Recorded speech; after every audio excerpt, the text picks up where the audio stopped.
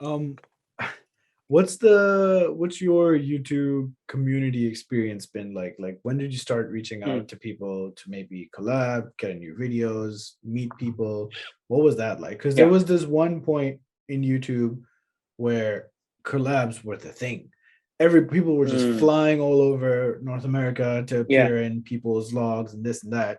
It's died down a bit Mm, as more and more people have gotten established, more and more people have entered. But yeah. it's a good thing to form these new, genuine, creativity based, Mhm. associations and friendships. What that been Yeah.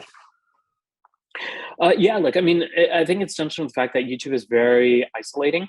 And because you're doing everything from like the brand managing, the scripting, the store, like, filming, editing, everything is done alone.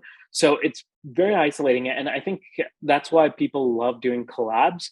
Aside from the fact that, some people might do it because it helps increase their audience size. Sure. But Yeah. I've actually found that not really to be the case. Like, I've done several collabs, but your audience size doesn't really change much, and that's what I've noticed.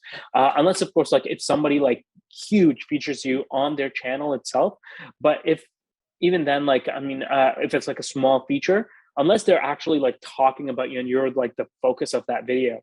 For example, when Peter McKinnon talked about Cody Warner, right? Mm. Like Cody, another creator here in the US, he blew up, but and I think if Peter just featured him as like, hey, it's my friend, doing something here, and like it was just like a short segment in the vlog, it might not have had that big of an impact, right? But because that video was featured on him, I think it made a big impact. So I think it comes down to people just wanting to interact with other people that are interested in the same thing, and going from there. And I'd highly recommend are like-minded together to talk about different things, and how we can improve each other and whatnot. It's super beneficial. Like, Mm. in my space, in my friends circle and my family circle, I am the only one that's interested in filmmaking, interested in tech, interested Yeah. in all of these things.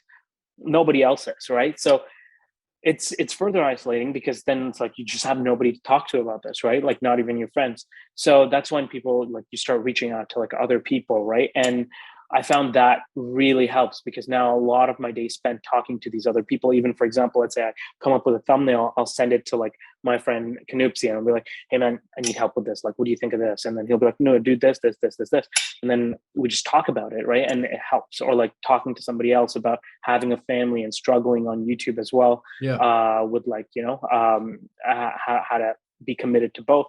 So it definitely helps, and I recommend looking out for those like-minded people and kind of just building that network in your mind.